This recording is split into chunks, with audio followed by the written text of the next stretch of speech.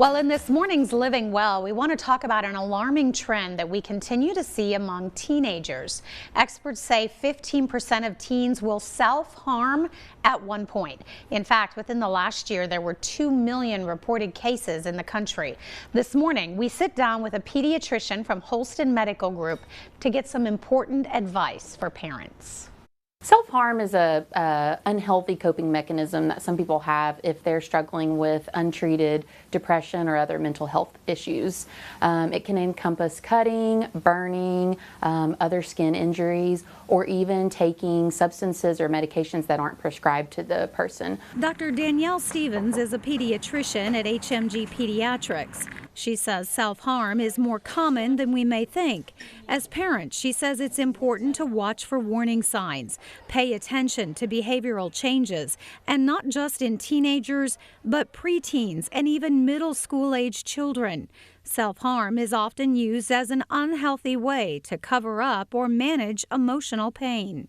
There's definitely been a lot of improvement in not having such a stigma, but there's still a long ways to go. So we need to kind of normalize this and not make it such an uncomfortable topic to talk about. Parents should watch for physical signs of self-harm on a child's arms or legs. Also, keep an eye out for excessive use of Band-Aids or long sleeves and pants during warm weather. Remember, if you see these things, Dr. Stephens says don't panic, but calmly express care and concern.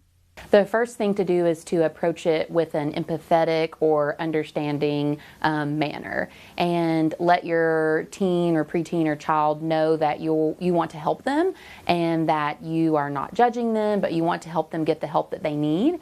And then reach out to your pediatrician, schedule an appointment, and we can help you. We can set up the necessary resources, and that really takes a lot of the burden off both the teen and the parent. Dr. Stephens says they work on healthy alternatives like releasing your anger on a pillow or jumping up and down, encouraging things like a soothing bath, a treatment plan that works, and she says communication is key between parents, children, and your healthcare provider.